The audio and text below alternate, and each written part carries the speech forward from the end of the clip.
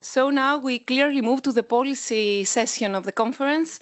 My name is Anastasia Kanavou. I'm a policy advisor. I have served for the European Parliament until recently and at the Greek Ministry for Rural Development and Food, where I led the managing authority for the CAP strategic plan, among other public policy roles. Today I'm representing Green and Digital, a policy consultancy based in Greece. And actually, we're the Prudent partner leading policy analysis and recommendations for the project. Before we move into the policy hackathon groups, we have a very short, but I would say an important session actually to set the policy scene. And I'm delighted to introduce the colleagues who will be opening the conversation with us. You will hear first from Mr. Kaloyan Mitev, behavioral scientist at the Competence Center for Behavioral Insight at the Joint Research Center of the European Parliament. Kaloyan brings a rich research background with PhD in environmental psychology, followed by applied work with government bodies. Our second speaker is Mr. Courtney Price, lead for behavioral science at FAO's Office of Innovation, where he and his team, they work at the frontier of applying behavioral science to social impact and policy design. Introducing food system and agricultural change. Courtney brings both strategic depth and real-world facilitation experience, and we are very honored to have Courtney in Prudent as a member of our advisory board. Following their contributions, I will offer a brief introduction to the policy work that we develop within the Prudent project. And before handing over to Mr. Alun Jones. Alun is head of the projects unit at the International Center for Advanced Mediterranean Agronomic Studies in Zaragoza and the policy work package leader for the Forest AgriGreenNudge project. Alun brings over 25 years of experience, international experience actually across the UN, the European Union and CIHAM. A broad, uniquely broad, I would say, institutional lens on the policy landscape we're navigating. So I would like to invite you, Kaloyan, to start with your presentation, with your speech in minutes. Thank you so much. Good morning, everyone.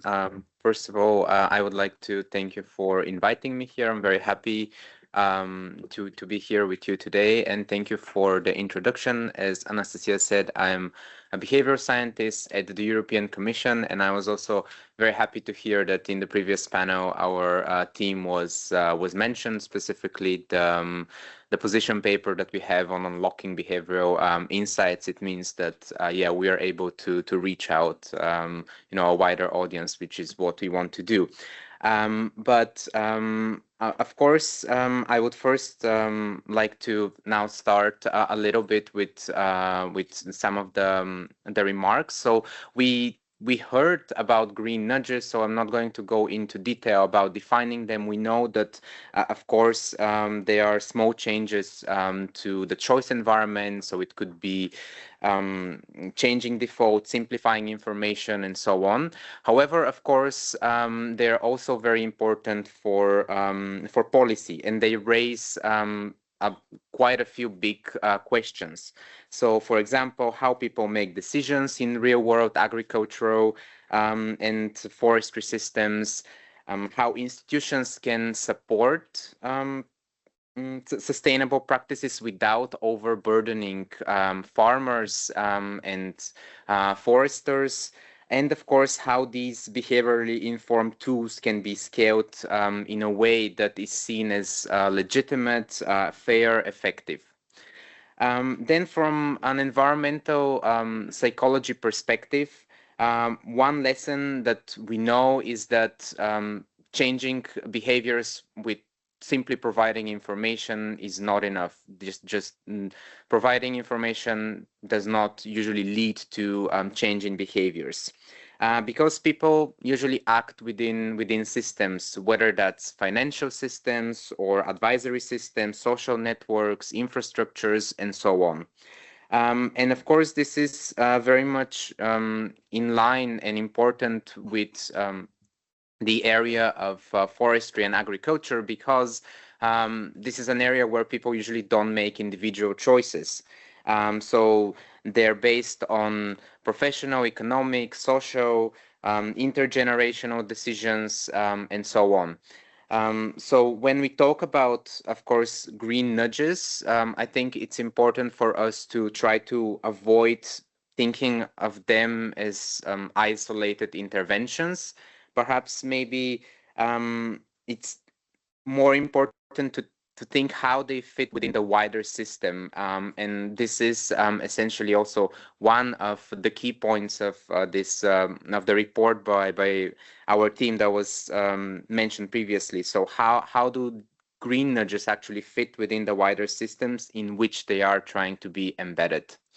Then a second point is about timing, and this stems from my work prior to joining the Commission, specifically looking into life transitions and moments of change as opportunities for behavior change. So the main insight here is that perhaps it's easier to change behaviors when our routines, when our expectations, roles in external conditions are shifting. So when it comes to the context of agriculture and forestry, this could be adaptation of new technologies, farm succession. We know that a lot of farmers and within the farming structure, a lot of farms are inherited. So farm succession, responses to climate risks, and so on. So the idea here is that nudges may be most useful when they're aligned with these moments, because during these moments, it might be easier to actually achieve behavior change. And then the third point is about, I guess, making this bridge between evidence and implementation. So I've previously worked with the Climate Change Committee in the UK, with Scottish government, and what we saw as one of the main challenges is whether these behavioral is not whether the behavioral interventions actually work, of course, in these controlled settings when we do experiments in research and so on, but whether they're actually going to work when they're implemented at scale, across diverse contexts, with existing governance structures and so on. And I think this is very important for the four thematic groups that we'll have after this brief panel. I don't want to take too much time, but thank you, Kaloyan. Very interesting. So we can pass the floor to Courtney. Thanks so much, Natasha. And it's an honor to be part of this panel. It's an honor to be involved in the Prudent project from an advisory and supportive role, and learn together with you how nudging and green nudging in particular can be better understood, better applied, and most of all, evolved. I think that we're using a term that was essentially a marketing ploy from the 2000s. And it's become a scientific term, but it's debated, and it has its blessing and curses as a terms in terms of being both scientific and non. So I think we're navigating uncertainty together, and that's the way, the outlook I take around this task that we have. I think the positive is really outweighs the negative. We see that across the UN system, especially from where I sit. I see a growing recognition that behavioral insights strengthens the effectiveness of agriculture and environmental policies. We see leaders like Prudent and ForestAgri and the Horizon 2020 project here showing that there are big players like the Commission willing to invest and understand better these opportunities. And the field is maturing, but we're also seeing shifts in how we think about behavior change. And we started to ask, instead of asking which nudge works, we're increasingly asking for whom, under what conditions, and within which system does this nudge work. I think this shift is essential, and it's necessary to augment today's discussion on behavioral segmentation. But as the background materials, as we've seen, farmers and forest owners are highly heterogeneous. Their motivations, constraints, and behavioral drivers differ. So segmentation is our intuitive response. We have to segment, we have to better understand, we have to profile. But the issue is not only that the individuals differ, but that the behavior is shaped by systems. And I think that's where the cutting edge of behavioral systems mapping can be extremely useful. We need to be leveraging the newest and greatest tools. And there's so many great things happening in JRC and others on this lens, where we need to move not beyond nudging, but to see nudging in context. And this is where the debate of will the nudge work or not work I think, can often lead us astray in terms of actually approaching our main stakeholder, which is our policymaker.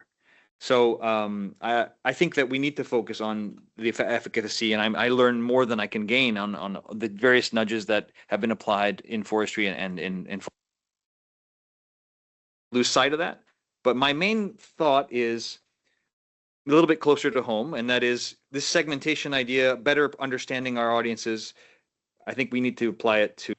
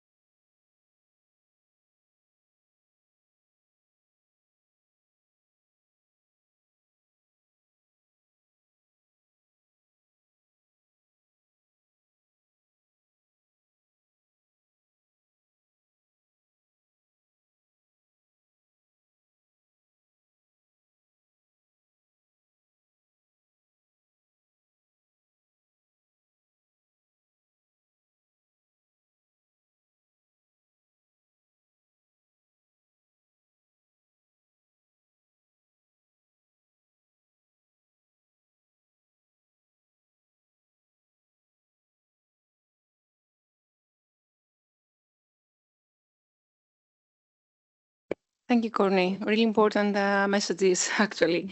Now I'm going to say a couple of words on what actually we're doing in Prudent regarding our policy work. Raquel, could you please share the presentation?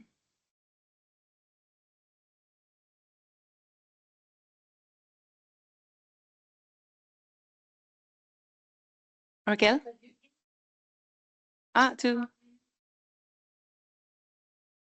Okay. When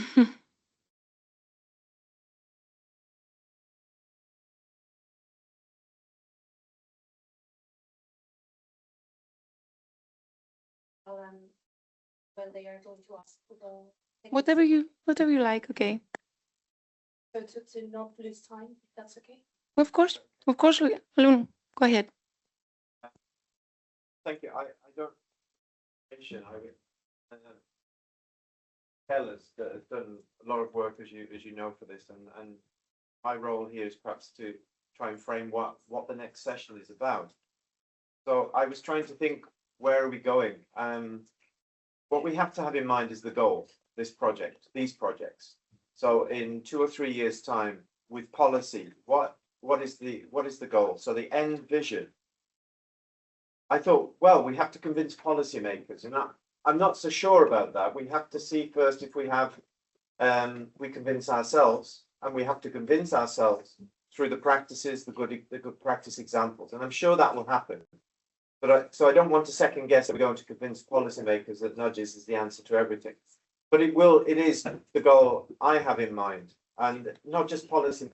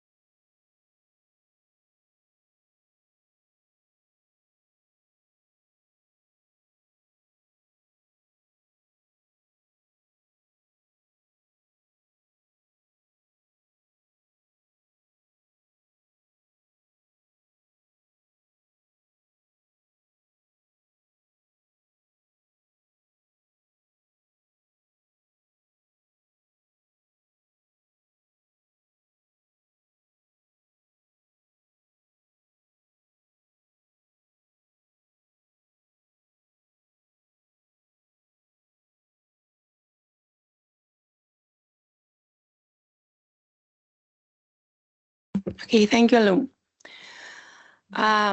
Yeah, I would like to let you know what we do actually in Prudent project regarding our policy outputs. So, okay, I think that a couple of words on the policy problem. It's been discussed the whole day. Despite decades of CAP subsidies, the current eco schemes, the ambitions of the European Green Deal, the voluntary adoption of sustainable practices in agriculture remains low.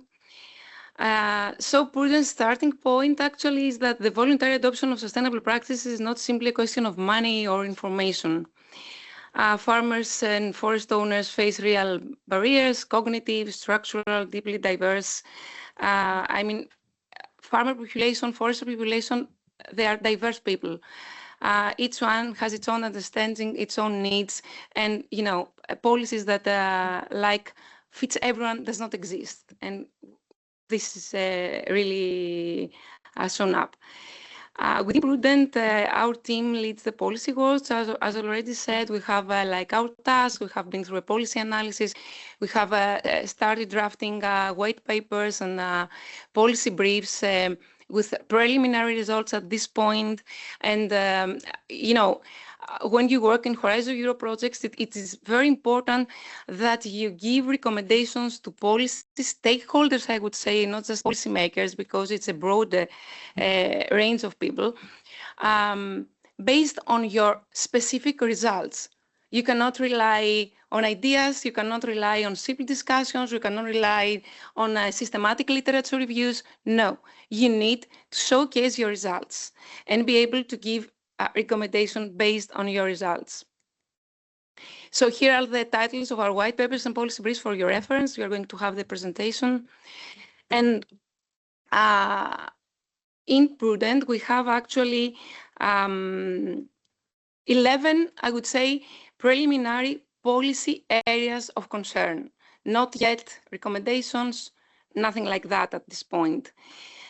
You will see themes ranging from system-specific design and simplification to behavioral segmentation and equity safeguards to advisory services and AKIS capacity. I mean, advisors could lead maybe with behavioral tools because they are very close to farmers. They know their needs. To ethical governance, very much too much discussion during the whole day today, and multi-stakeholder cooperation. And the final category, the integration into next Common Agricultural Policy 2028 to 2034. This one actually threads through all the others because hopefully this is the policy window we have right now in front of us to provide some recommendations. And I want to emphasize that these categories are preliminary. I say that again. They are grounded in our very initial evidence, not settled conclusions yet. And actually, one of the purposes of today's policy hackathon is precisely to challenge, enrich, refine all these categories, all these ideas, I would say, all these initial policy concerns based on your experience and the conversation you're about to have in a couple of minutes.